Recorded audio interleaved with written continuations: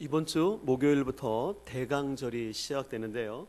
이 대강절이라는 것은 내려오다, 도착하다라는 뜻이는데요. 성탄절을 기점으로 해서 4주 전부터 지키게 됩니다. 이 대강절을 한자로 보면 좀 더 이해할 수 있는데요. 기다릴제, 내려올 강자를 써서 예수님의 오심을 기다린다라는 뜻입니다. 또 간혹 대림절이라고 하는데 그 대림에서 림자는 이말 임자를 사용하기 때문에 대림절이라고 합니다. 그래서 우리 교회력에서는 이 대강절이 굉장히 중요한 절기가 됩니다.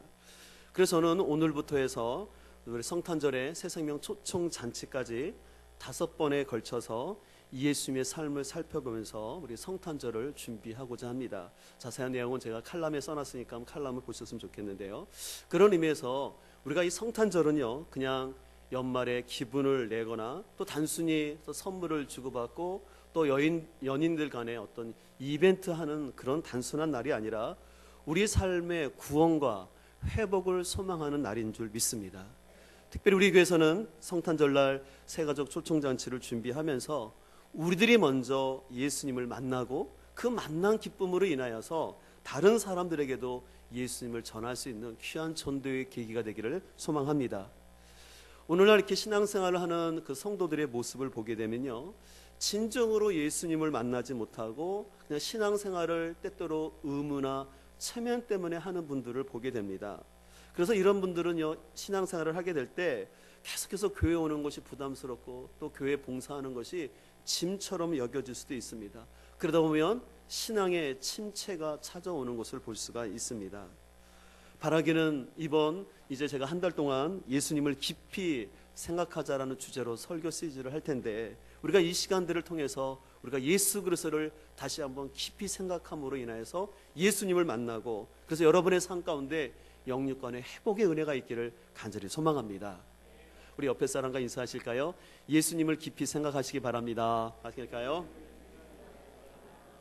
또 한 번 인사하실 때 예수님을 뜨겁게 만나시길 바랍니다. 아멘. 그렇습니다. 우리 신앙생활은 다른 것이 아니라 예수님을 만나야 기쁨이 있고 예수님 안에서 삶의 희망이 나타나는 줄 믿습니다. 여러분들 이 한 달 동안 우리 기대하며 나가기를 소망합니다. 하나님께서 말씀을 통해서 우리를 새롭게 해주시고 내가 과거에 알던 예수님이 아니라 지금 살아 역사하시는 그 예수님의 은혜가 우리 온 공동체 위에 가득 넘치기를 간절히 소망합니다. 오늘 본문은 여러분들이 잘 아시는 말씀으로서 예수님의 나심을 예고하는 본문인데 흔히 수태고지라고 말합니다.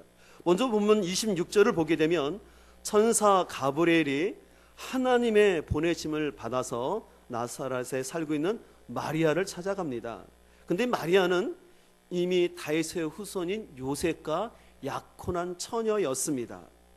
그리고 이제 28절을 보게 되면 천사 가브리엘은 마리아에게 찾아가서 이렇게 인사를 하는 것이었습니다. 은혜를 받은 자여 평안할지어다, 주께서 너와 함께 하신다라는 축복의 인사말을 했습니다.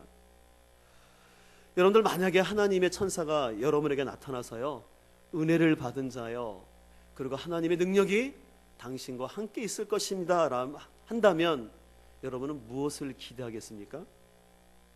아마 은혜를 받은 자라고 했으니 어떤 결혼의 문제든지 아니면 물질의 문제든지 내 삶 속에서 해결되지 않는 문제가 해결되는 그런 축복의 말을 아마 기대할 것입니다. 그런데 마리아는 생각지도 못한 말을 듣게 됩니다. 31절을 한번 같이 읽도록 하겠습니다. 시작. 보라, 내가 잉태하여 아들을 낳으리니 그 이름을 예수라 하라. 아멘. 여러분들, 아주 마리아는 깜짝스러운 얘기를 듣는 거예요. 자신이 잉태를 한다는 것입니다. 그리고 아들을 낳는다. 근데 그것이 누구냐면 바로 하나님의 아들이시오 구세주인 예수님을 낳는다는 말을 듣는다는 것입니다. 이 말을 들은 마리아는 깜짝 놀라서 천사에게 말합니다. 제가 남자를 알지 못하는데, 이 남자를 알지 못한다는 것은 완곡한 표현으로서 내가 남자와 잠을 자지 않았는데 어떻게 이런 일이 일어날 수 있습니까? 라고 마리아가 묻습니다. 그러자 천사는 35절에서 뭐라고 말하냐면, 성령이 내게 임하심으로 말미암아 그리고 지극히 높으신 하나님의 능력이 너와 함께함으로 인하여서 이 일이 이루어지기 때문에 마리아여, 너는 두려워하지 말라라고 얘기를 하는 것이었습니다. 그리고 천사는 이런 마리아의 걱정을 알고 있었기 때문에 그 마리아를 진정시키기 위해서 36절에 이렇게 말하고 있습니다. 너희 친족 엘리사벳도 늙어서 임신을 하지 못하는 사람이었지만 이미 임신을 하였다고, 그리고 벌써 6달이나 되었다라고 마리아에게 격려를 하는 것을 오늘 본문을 통해서 알 수가 있습니다. 여러분들, 여러분이 한번 마리아의 입장이 돼서 여러분의 약혼자나 여러분의 그 자녀에게 이런 일이 일어난다면, 처녀가 아이를 갖는다면 여러분들은 어떻게 반응하시겠습니까? 당시 문화에서요, 처녀가 아이를 갖는다라는 것은 그것은 바로 간음을 했다는 것이요, 간음죄는 돌로 맞아 죽게끔 되어 있습니다. 아마 마리아의 입장에서는 이건 진짜 마른 하늘의 날벼락이고 어처구니 없는 일이 발생했다라고 할 수가 있습니다. 근데 이런 어처구니 없고 이 많은 하늘의 날벼락 같은 이런 얘기를 들은 마리아의 반응이 오늘 본문 38절에 나와 있습니다. 우리 38절 말씀을 다 같이 읽겠습니다. 시작. 마리아가 이르되 주의 여종이오니 말씀대로 내게 이루어지다매 천사가 떠나가리라. 아멘. 오늘 본문에서 마리아는 인간적으로는 도저히 이해가 되지 아니하고, 그리고 또 이로 인하여서 자신이 겪어야 할 많은 고난과 비난에도 불구하고 주의 여정이오니 하나님의 말씀대로 이루어지길 원합니다라는 아주 놀라운 신앙의 고백을 하는 것을 볼 수가 있습니다. 오늘 마리아의 이런 위대한 신앙의 고백이 있었기 때문에 하나님의 언약은 성취가 되었고 예수님은 이 땅에 오셔서 우리의 구원을 완성하신 줄 믿습니다. 그리고 오늘 이렇게 고백한 마리아는 이후에 39절을 보게 되면 친척인 엘리사벳을 방문하게 되는데, 이 엘리사벳이 성령이 충만한 가운데 마리아를 딱 보더니 그 안에 메시아를 잉태한 것을 알았어요. 그래서 그 복중에 있는 아이는 복되도라고 말하면서 하나님께서 주신 말씀이 그대로 이루어진다는 것을 믿는 사람은 복된 사람이라고 엘리사벳은 마리아를 향해서 축복의 말을 하는 것이었습니다. 마리아 입장에서는요, 자신의 임신 사실을 아무에게도 알리지 않았어요. 천사가 해준 말이 있기 때문에 그냥 엘리사벳을 방문했더니 엘리사벳이 자기를 보자마자 그 안에 태중에 있는 예수 그리스도를 잉태했다는 사실을 알고 축복하는 마음을 들었을 때 마리아는 이게 우연이 아니라 진짜 하나님의 역사하심이구나 라는 것을 깨닫게 되었습니다. 그랬을 때 이 마리아는 46절 이하에서 마리아의 창가라는 위대한 고백을 하게 되는데요, 우리 같이 한번 46절부터 우리가 55절까지의 말씀을 읽도록 하겠는데요, 우리 표준 세번역을 가지고 한번 같이 읽도록 하겠습니다. 시작. 내 마음이 주님을 찬양하며 내 영혼이 내 구주 하나님을 높임은 주께서 이 여종의 비천함을 돌보셨기 때문입니다. 이제부터는 모든 세대가 나를 행복하다 할 것입니다. 힘센 분이 내게 큰 기업을 하셨기 때문입니다. 주의 이름은 거룩하고 그의 자비하심은 그를 두려워하는 사람들에게 대대로 있을 것입니다. 주께서는 그 팔로 권능을 행하시고 마음이 교만한 사람들을 흩으셨으니 제왕들을 왕좌에게 끌어내리시고 비천한 사람들을 높이셨습니다. 줄인 사람들을 좋은 것으로 배부르게 하시고 부한 사람들을 빈손으로 떠나 보내셨습니다. 주께서 자비를 기억하셔서 당신의 종 이스마엘을 도우셨습니다. 우리 조상에게 말씀하신 대로 그 자비는 아브라함과 그 자손에게 영원토록 있을 것입니다. 아멘. 오늘 이 마리아의 창가로 불려지는 오늘 이 본문의 핵심은요, 바로 예수님은 구약에서 약속하신 언약의 성취로서 예수님은 이 땅에 오셔서 바로 비천한 자를 돌아보셨다라는 것입니다.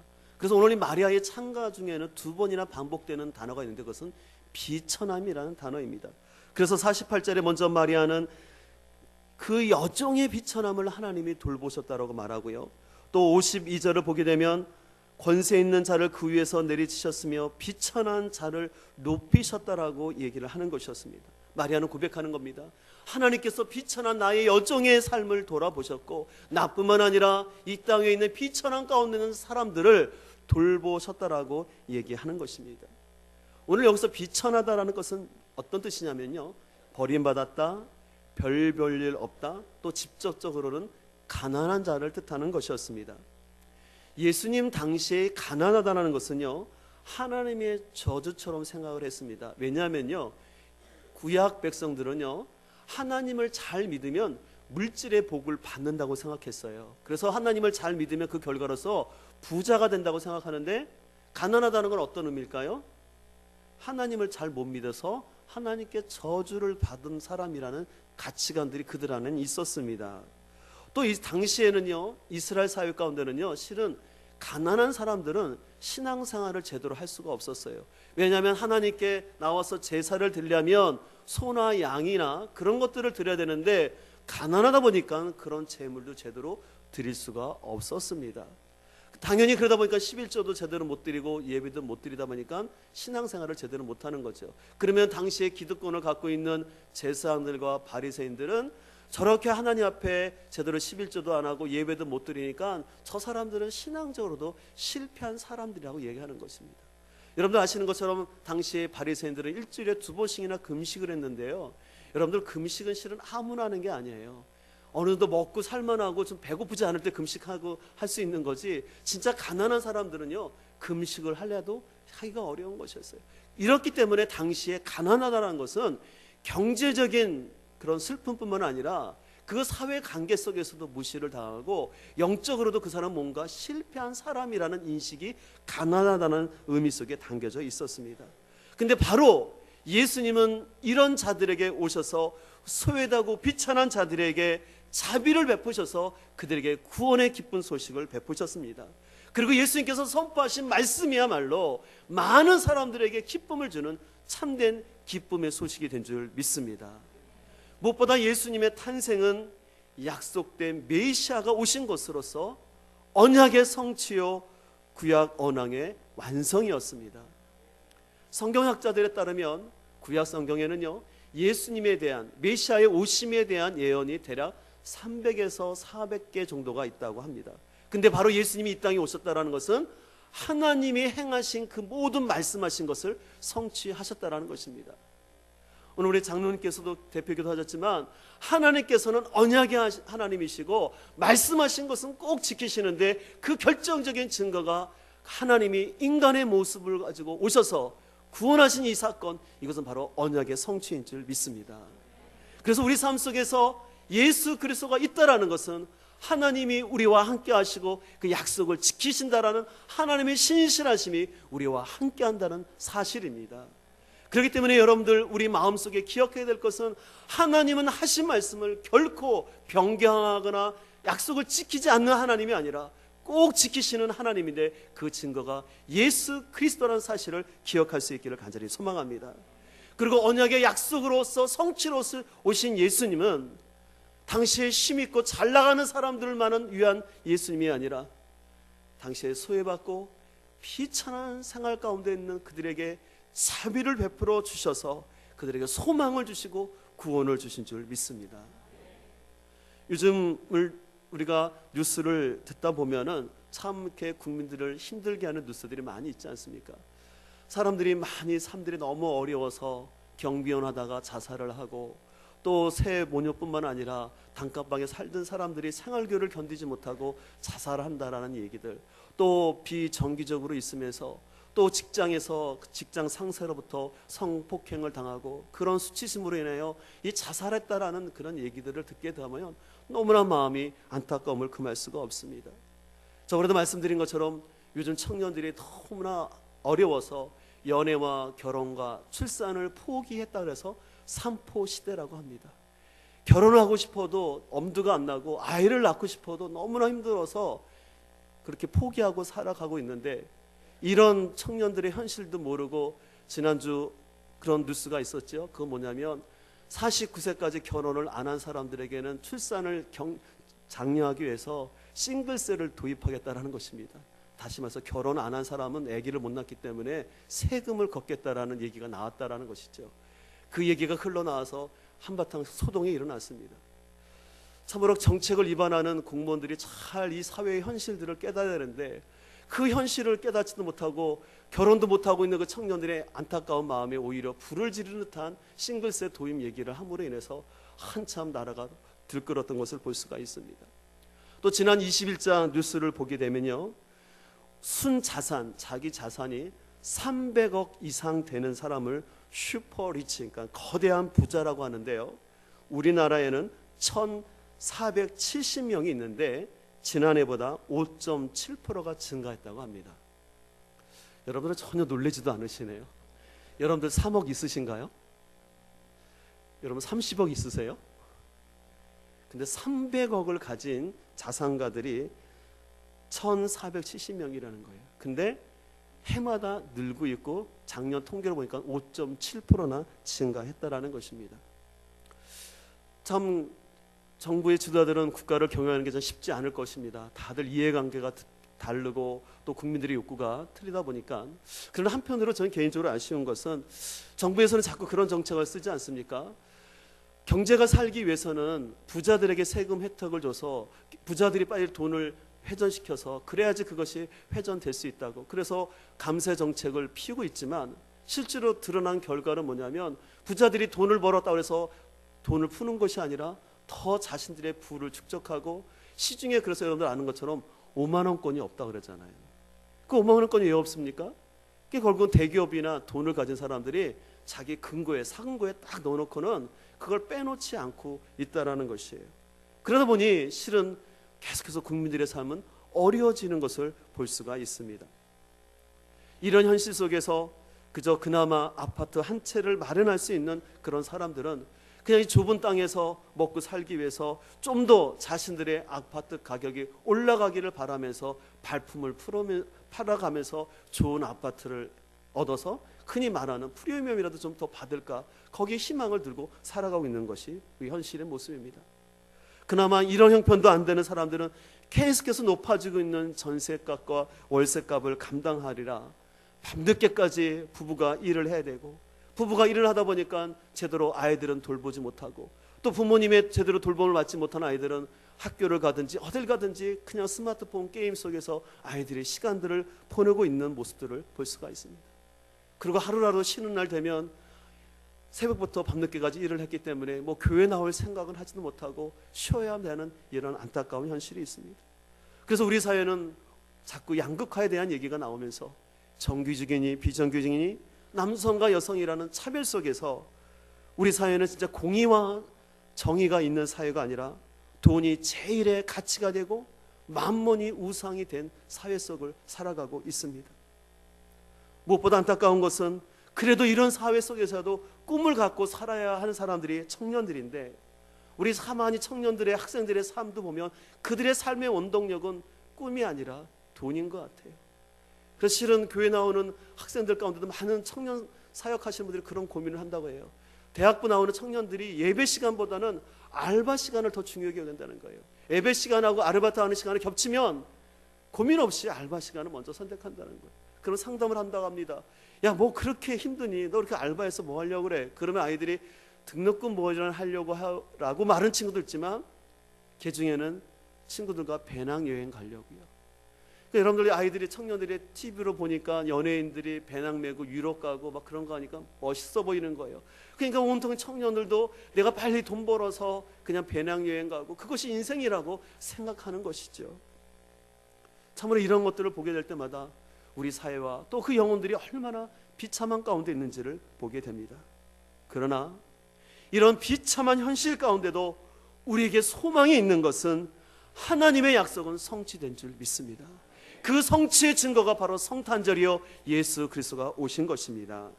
하나님은 이 땅을 궁일히 여기시고 우리에게 자비를 베푸시기 위해서 하나님이 인간의 몸으로 오셔서 정치적으로, 경제적으로, 종교적으로 차별받고 억압받는 자들에게 그들의 비천함을 돌아보시고 자비와 긍휼을 베푸신 줄 믿습니다. 그렇기 때문에 성탄절은 단순히 행사나 1년에 한 번 캐롤송 부르고 끝나는 날이 아니라 우리는 성탄의 의미를 깊이 생각해야 될 줄 믿습니다.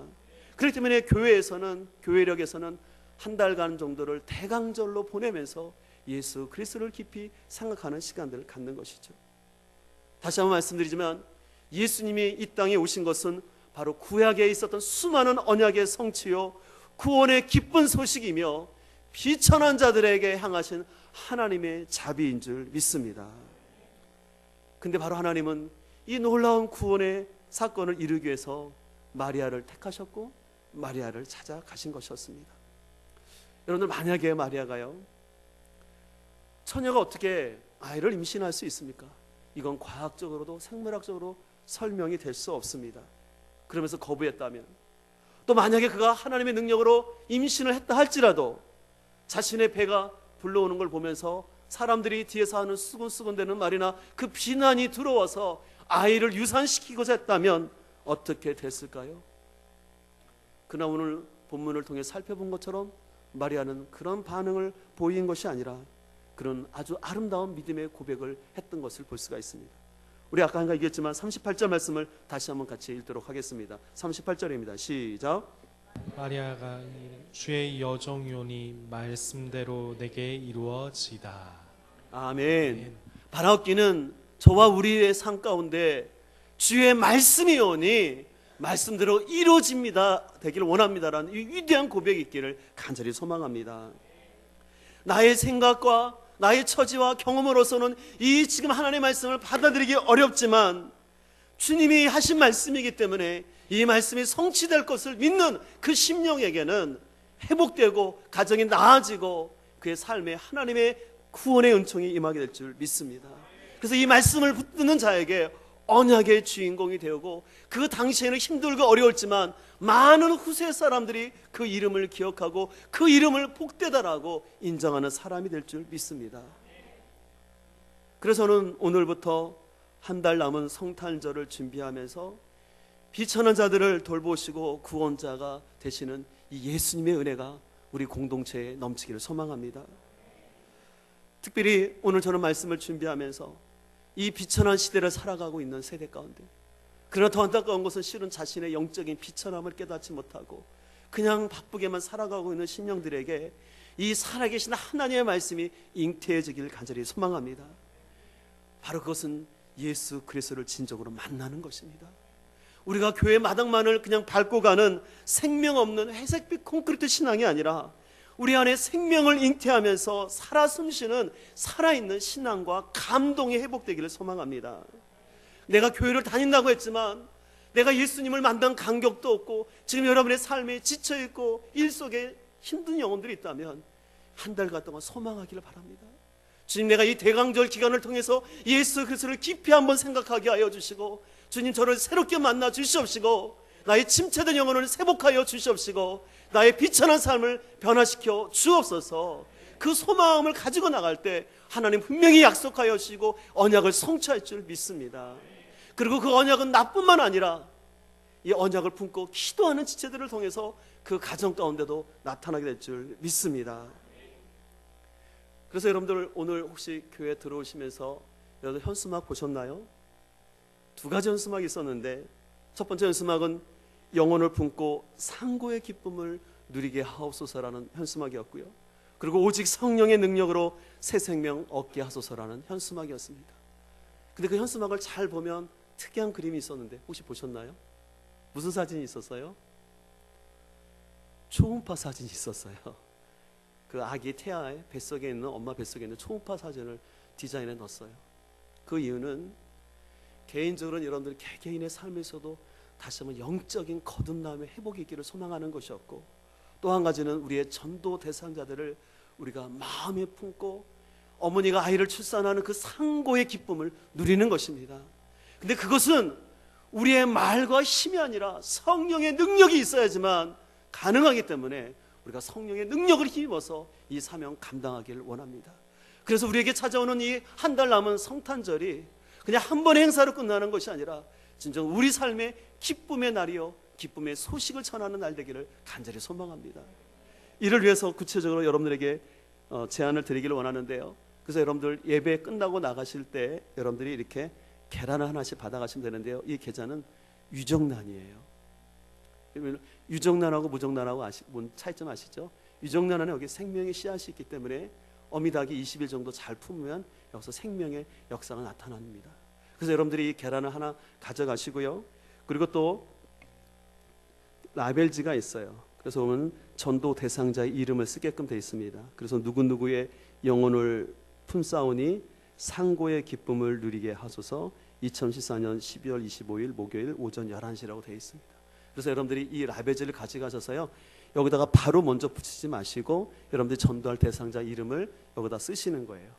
쓰신 다음에 이거를 이렇게 딱 띄워지거든요. 띄워지면 그걸 가지고 여러분들 여기다 싹 붙이시면 되겠어요. 그래서 오늘 나가실 때는 여러분들이 컵에다가 이 계란 하나, 그 다음에 이 라벨지 하나만 가지고 집에 가셔서 가방에 잘 넣고 가셔서 이걸 가지고 기도하시면서 쓰시면 되겠어요. 그래서 여러분들이 전도할 대상자, 아니면 또 여러분들 예전에 교회에 나왔지만 지금 여러 가지 사정으로 교회를 쉬고 흔히 방학하고 있는, 특별히 장기 방학자들을 여러분들이 마음에 품으시고 그들이 주님 앞에 나올 수 있도록 우리가 어머니와 같은 마음을 가지고 품고 우리가 기도하면은 성령님께서 지금 그 사람에게 어떻게 하실지 말씀 주실 줄 믿습니다.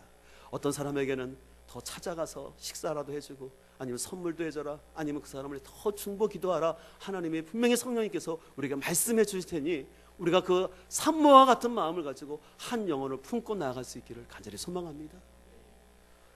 그러나 혹 여러분 중에 목사님, 제가 참 전도해야 된다는 건 아는데 지금 저의 너무 영적인 상황이 침체되어 있고 힘듭니다 라고 그런 분들이 있다면, 그런 분들도 여러분들 포기하지 마시고 이걸 그냥 받아가세요.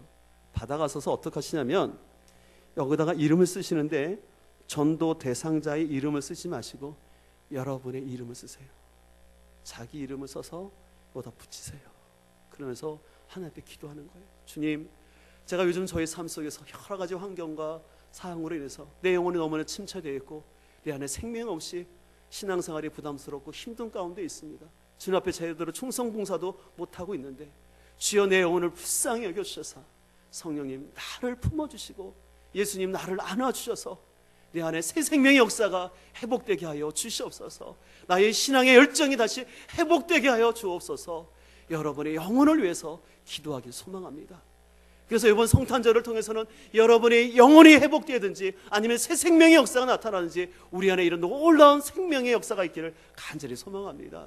근데 일이 어떻게 가능하다고요? 성령의 능력이 임하여야만 가능할 줄 믿습니다. 우리와 지혜와 방법이 아니라 성령이 임하여야지만 가능합니다. 그렇기 때문에 오늘 35절에서도 성령이 임하시고 지극히 높으신 하나님의 능력이 이를 때 이것이 가능했다고 말씀하신 것처럼 우리가 성령 하나님을 기대하면서 기도로 나가야 할 줄 믿습니다.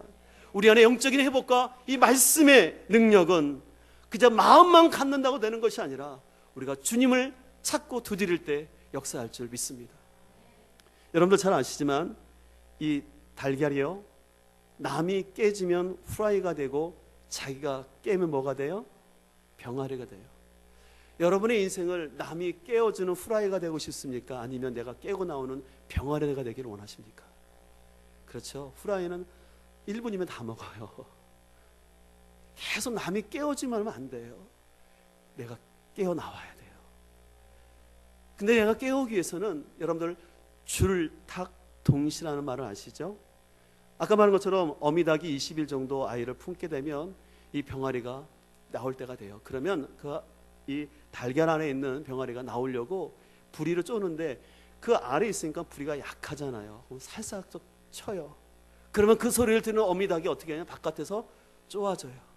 그래서 줄탁동시, 저 줄이라는 것은 뭐냐면 불을 줄 자, 탁이라는 것은 쫄다라는 뜻이에요. 그래서 그 안에 있는 병아리가 엄마를 향해서 힘들지만 입을 내서 쪼서 부를 때 밖에 있는 엄마가 그거 듣고 같이 쳐줄 때, 쪼개질 때 거기서 생명의 역사가 일어나는 것이죠.